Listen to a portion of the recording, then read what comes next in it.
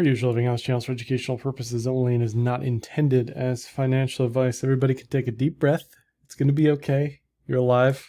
We, of course, being a 24/7 market, doesn't always come to our advantage when we've got extremely high volatility overseas. I talked about the reasoning and rationale on the Setup Sunday video, so now we get to sift through the ashes here and see if there's anything left. The good news for BTC is if we look at the worst days of each year, and the forward performance, this is a classic TradFi analysis. They love their forward performance tables. But if we look at the worst day of each year, typically the drawdowns somewhere in the ballpark of 15%. 2023 was a bit of an anomaly in that it was only 7%.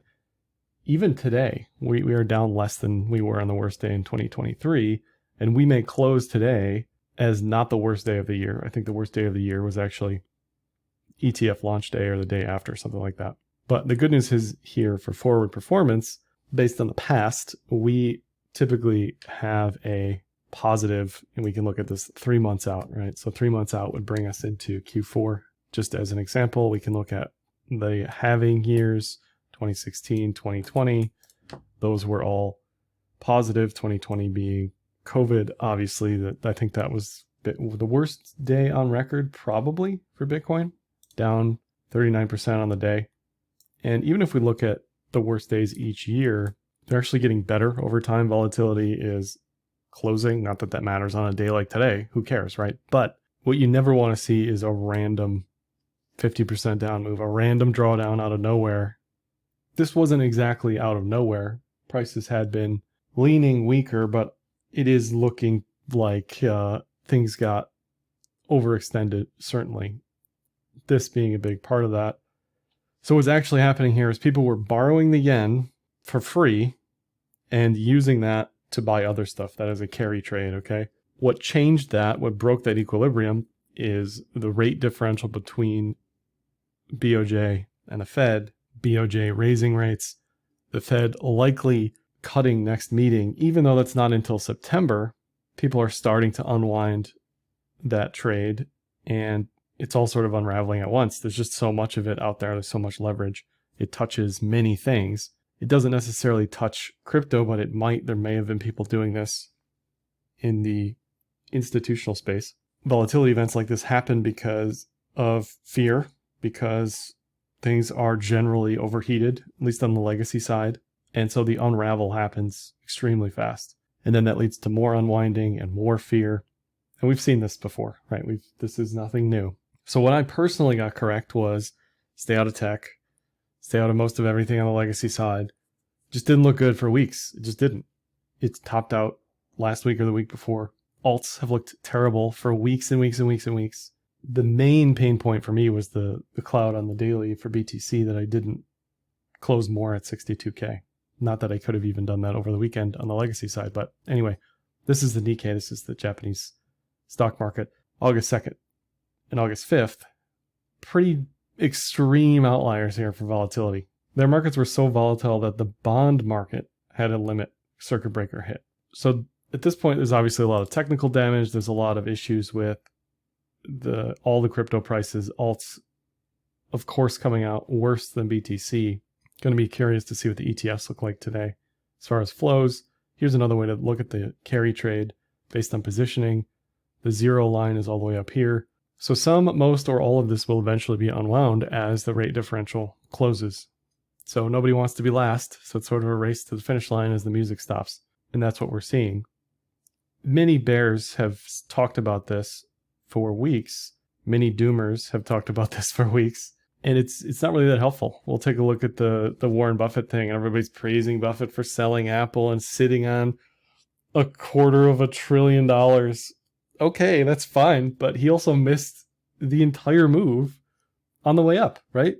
Ships are safest in the harbor, but that's not why ships are built. So you can basically avoid dilution by participating in yield markets, fixed income, just permanently, right? 5%. Whatever it is now, or you can try to put your money to work elsewhere. On days like today, obviously he looks like a hero, but for the past, 8 months or more, 16 months, all these doers have been wrong. They've just been wrong. Looking at the Bitcoin bull market drawdowns, we were in the 20% ballpark, had a 25%er before the current 30% drawdown. So, look, this is par for the course, as was 20, as was 25. It's not like it's over. Again, there's people saying it's the top, blah, blah, blah. It's August, it's September, it's Q3. That doesn't help us. Election uncertainty doesn't help us. Middle East war escalation, which hasn't even really kicked off yet, doesn't help us. And then we've got this yen carry trade unwinding that we really don't know how long this is going to take. We can look at positioning and measure it, but it's hard to say definitively when that's going to end. Looking at price from the cycle low, we are in the wheelhouse of expectations. This is nothing unusual. And if anything, we are matching 2018 and 2015 from the cycle low. The chart that doesn't look great is the halving chart, post-halving chart, but we were also up significantly pre-halving. So every cycle is going to be a little different. I still like the power law. I still like the long-term targets. I still like 300K by next year. And if anything, it makes the multiple even better. When this is over, this is over on the downside when one or more of the central banks start to intervene and there's some sort of swap lines or emergency meetings or something to that effect. I think emergency rate cuts are silly. The S&P's down less than 10% from the all-time highs. It's back to prices last seen a month ago. Okay. People calling for emergency cuts are a little panicky right now. It's good to see BTC trying to hold the bottom of the range. It's not like there isn't a pattern here we can watch. It's the issue with wedges. It's the same issue I had with the SVB wedge. Where do you cut the line between it's a wedge and it's falling off the bottom? It's tough. It's not really, for me, a realistic tradable pattern, but you can watch it. I'm definitely concerned with this head and shoulders triple top potential. RSI did hit a oversold level. We don't have a bull div on that yet. We won't get a bull div on that until like a week from now. Just look at the July bull div. That's what you want to look for. Even something like this in August, September 2023, we did get a lower low on a daily close and a significantly higher high on RSI. So that's what you really want to be watching for. And there was even a tiny div back here. So a div in and of itself isn't enough to save you, but if you're looking for things, we've checked one of the boxes in that we are definitely oversold on RSI. We can trend in overbought and oversold for a long time, and that's the question here. Are we trending bearish, or have we kicked something off to start the bear trend? I said this Sunday, I'll say it again. Anytime we're above the daily cloud, I will get bullish. I don't care what happens. It's not about seeing mega continuation. It's about being there for the mega continuation. Anytime we close inside of the cloud, these are the rules of the cloud. Anytime we close inside of the cloud, that is a stop loss. So we closed inside of the cloud after breaking out of the cloud at around 62, 63. And that's always a warning sign, because here we're below the cloud, deeply below the cloud. So is this helpful to anybody today? Probably not. But what are you watching for going forward? You're watching for chart patterns. You're watching for divs. You're watching for this daily close and tomorrow. Do we close green on Solana? It was down at 1.3%. It's down 5.25% now, but it was looking decently okay. What happens when this war escalation kicks off? Do we have another down move then? But to me, it's great to see this huge wick get bought up. So I'll take it. But is it over? It's definitely not over. Okay. We got 2 months minimum. Sit tight. I love DCAs here. I'll be restarting my DCA. I added to positions today. Got rid of some line items that were close to break even, or in Hood's case, it was up, I think, still 40 to 50%, something like that. Trim that, move stuff around. Even on the 1050 cross, that didn't help you because it's not even bearish yet. The 5200 cross, I mentioned this Sunday, will cross bearish this week, most certainly, and I'll take it. Just like these cloud signals, anytime we can crisscross, that is a trade I like to take. So a trade to take would be finding support of the 50 on the way down eventually, right? And this will take time. This will take 2 months probably. And September is one of the worst months on record. So don't expect a miracle in September either. But if you're a DCA warrior, this is what you want. You want a down move. But just like September, October 2023, it would be great to see the 50 act as support it would be great to see the 200 broken through to the upside. So we are very far from looking anything like this. And it's no coincidence that it is a similar seasonality period. So that's something to watch for. Obviously, rates coming down. It's in September, at least 25 basis points, potentially 50, but there's a lot of chatter. If they go 50, they'll signal they spooked the market. They weren't ready. How about they just change it to 0.1 increments, a tenth of a percent? They could have cut, a tenth of a percent in this last meeting if they were able to do that. I think China actually does increments that low. This is one of the more worrying charts, is weekly B-bands. Again, we do not want to kick off a weekly B-band expansion to the downside. We lost the 200, we lost the 20, both on the daily. The 200 week is down here, I think at 38 or something like that. So this is probably the most concerning chart from a trend perspective. We don't need to V-bottom here, but we really don't want to hang out at lows and make lower lows. I think that's obvious. Before we go any further here, let me mention today's video sponsor, Kraken Pro. Kraken Pro is a complete overhaul of the Kraken trading experience with a one-stop shop for advanced and professional traders. Kraken Pro enables efficient trading execution across multiple markets with a UI that allows for unique optimization tailored to your trading style. You can check out Kraken Pro with a link in the description of this video. Not investment advice. Crypto trading involves risk of loss. Cryptocurrency services are provided to U.S. and U.S. territory customers by Payward Ventures, Inc., PVI, DBA, Kraken. And there is damage all over the place. There is fingerprints and footprints of forced selling, liquidations all over the place. People blowing up all over the place. Alts to me look horrifically awful across the board. If you like a certain alt, I'm not going to stop you, like ETH. People asking why am I still so bearish ETH because it broke down. Cloud obviously isn't bullish down here. This did hit the wheelhouse of the fib potential down move.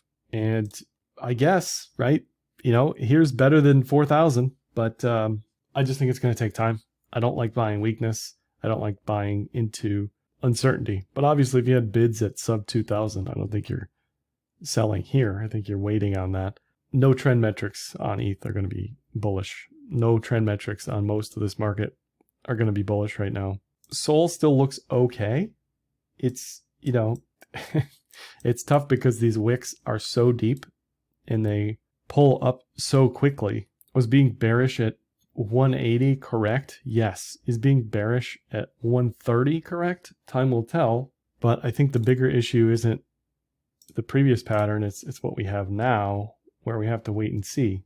Because the stop loss on a short for this is all the way up here.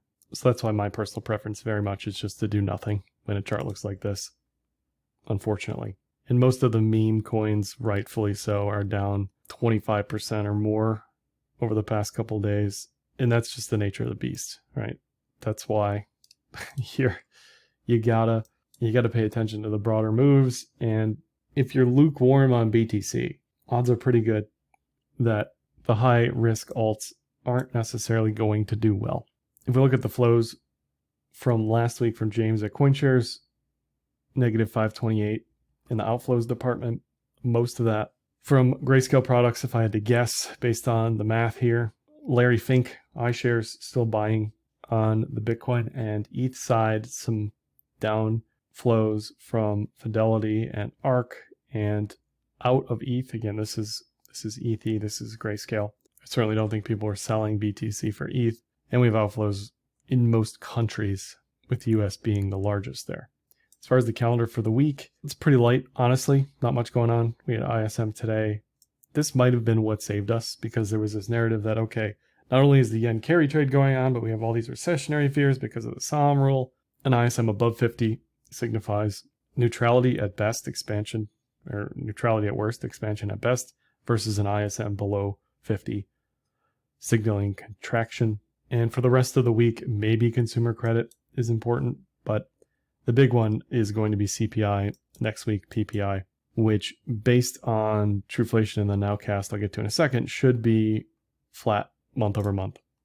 Looking at the Fed meeting probabilities after all the fireworks today, a cut of some kind being priced in with 100% certainty, a 50 basis point cut being priced in at 84% certainty, and 100 basis points of cuts between now and the day after the election being priced in with a decent amount of certainty. So as important as the Jackson Hole meeting was in August for the Fed and Jay Powell, it's even more important now. What does he say? What sort of forward guidance does he discuss? How does he navigate what's going on in the markets, if at all? Looking at Truflation, it continues to make lows here, sitting near the lows, well below the Fed's 2% target. At this point, the basket is different. The weightings are slightly different. The housing component is significantly different than CPI, but this does give us a highly correlative viewpoint of the future. And looking at nowcasting, this month's print for last month is unchanged. So realistically, plus or minus 0.1 shouldn't really matter for the market. But next month, this month's current print, which is only 5 days in, is down. Core rising there, PCE falling, core rising. But again, the question is, okay, how much is enough, right? How close do we want to get it to their 2% number before they at least start to cut? Would the Fed cutting last week have mattered for this week? It may have made things worse, honestly. And if anything, rates this high, as Lynn Alden has discussed, may have also made inflation worse because of the amount of debt. It's things like this. Things like Berkshire holding $250 billion. They hold more than the Fed. And this was before he sold Apple, I believe. I think. So the rich are getting richer by doing nothing and sitting in 5% money market, which is fine. It's their prerogative. But there's an argument that this is letting inflation stay where it's at the very least, just because we have so much debt out there. Looking at GDP, it's early, but it's about flat. We get a GDP now print August 6th. That's tomorrow. Maybe that's something to watch this week. We're to the point now where any single data point is enough to just throw everything in a tizzy and send the VIX to 60 plus again. Not exactly normal market conditions. Looking at the yield curve, finally, after 7 full months of watching this thing, the belly of the curve down significantly, the long end down significantly, and very briefly we got uninverted on the yield curve today.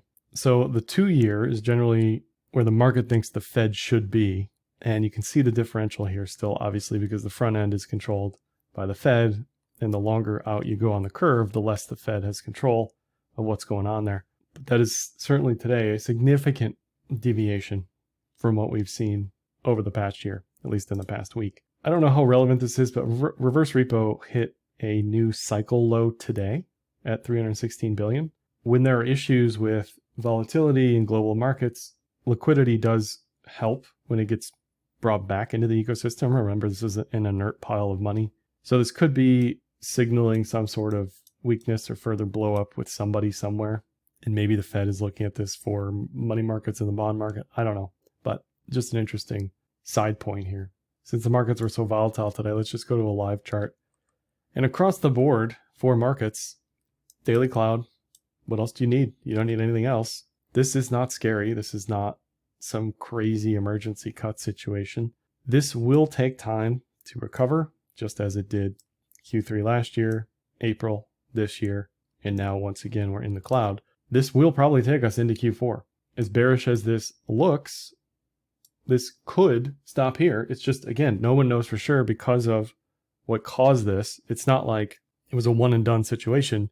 It's an evolving situation where valuations start to look better here, but we could be in the middle of this. We could be in the early innings of the yen unwind, right? Nothing here is suggestive of, oh yeah, this looks like a breakout trade that's ready to go. No, the only thing that's going to change this is an emergency meeting by the US or BOJ. And maybe if the Nikkei continues to collapse, we'll see something like that. On the Qs, they fared much worse. Again, this is not something on a trend that you buy. This just isn't. I don't care how much this is down or isn't down, but that should be part of the game. So IWM also down, erased all of the gains it had very, very quickly. And the problem with all of this is the swiftness that you had to act after the BOJ raised rates, because that's how fast everything unraveled. DJI also back to where it was in the range of for the year. So none of this looks like COVID. None of this looks like it's over. It's just people panicking because everything was so outstretched. Here's COVID, right? Here's COVID on the S&P. This is not COVID.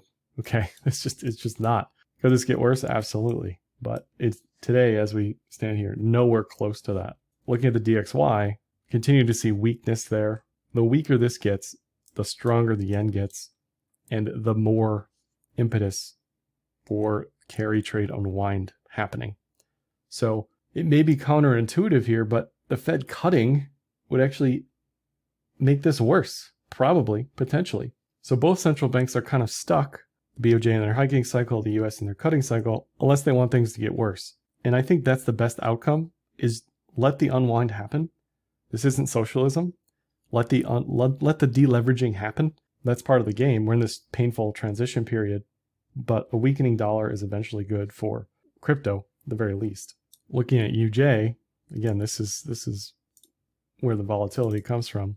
Losing 12% in very short order, and all of the downstream effects there. The fixed income stuff has performed wonderfully.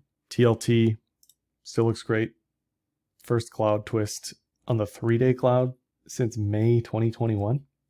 Back above the 3-day cloud for the first time since October 2020. The aggregate bond ETF also looks great. Inverted head and shoulders there. SHY is another one. Looks great.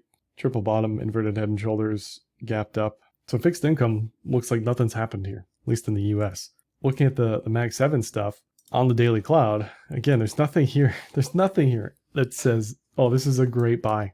It's filled the gap. Okay, it got to sub 100. It's back to 100. But on trend, this is very different than it was in 2024, late 2023, mid 2024. Very, very different. And you can see this parabolic puke to the downside, the deleveraging happening. Apple down significantly, bounced. Not really much to say. You know, this is not a trend for me. Microsoft through the cloud, not for me. Needs time. Damage. Amazon. Damage. Google. I think they lost an antitrust suit today. Damage, right? This stuff just needs so much time to fix the chart. It's going to take a minute. Meta. What is this, right? This is just chop. Nothing. Netflix, below the cloud. What is there to buy here? You know, some of these charts, this is always the fear that things go from bad to worse. And we don't have a bullish Q4. And it just sends it lower in Q4. So you definitely have to watch for that. That's why if you're not sure, just sit in cash, collect your 5%, or move to fixed income, seek duration. But none of this stuff looks good. Tesla, I said, hit 270, and that was a great level after the breakout here. It does not look good here. There's nothing redeemable about this chart. Over the next 2 weeks, over the next 2 months, this is going to be turbo mega uber chop. I think the best you can hope for is probably some sort of massive something like that into Q4. But these next 2 months are going to be very rough for a lot of these charts. On the commodity side, gold looks okay. You know, anything that's not down 5 to 10% today, you're winning, right? You're beating the S&P. You're beating anybody who was mega over leveraged. So gold looks okay up here. Silver, less okay. Copper, you got some warning signs last week and the week before, and it doesn't look good. Uranium looks horrific, right? So on trend, all of this stuff doesn't look great. WPM is gold and silver minor. It looks okay. It's basically back to the neckline of the inverted head and shoulders. Oil, probably more concerned with global slowdown than Middle East war based on the price. If oil really cared about what's going on in the Middle East, this would probably be at 86 and it's at 74. And XLE also chopping around. So as far as strength, cash looks great in a low time frame. I added to some BitB today, some BITU today. I still like BTC because of where we're at in the cycle. This chart obviously looks horrific. A new all-time low since BITU's been listed. BitX is back to the ETF open.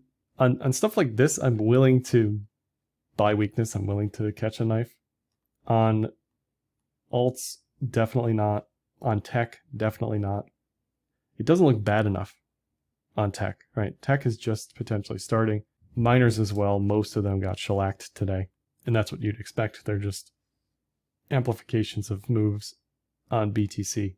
So there's a few things. KWeb, it's up today, but it's been down significantly. Pfizer looks fine. The good, bad, and the ugly is all out there. But for most people, doing nothing is probably the best at this point. You kind of missed the move, missed the opportunity. And a lot of this is just wait and see on the legacy side. Wait and see over the next couple of days. If things can stabilize, if the VIX can calm down, just to see how angry things get. I think it normally takes the VIX a week or two to settle down. But like I was saying yesterday, we haven't seen the VIX up here at 70. I mean, this is like COVID levels of the VIX. So again, I don't think this is COVID. It doesn't look like COVID on the chart. It doesn't look like COVID in the economic indicators. It does feel a little bit overblown to me. But the difficult part is staring into the abyss, not knowing how long this yen carry trade unwind is going to take. And if central bank actions, up or down on rates, will make the unwind worse. So that's all for this one today. Give me a like, dislike, comment, share, subscribe, and happy trading.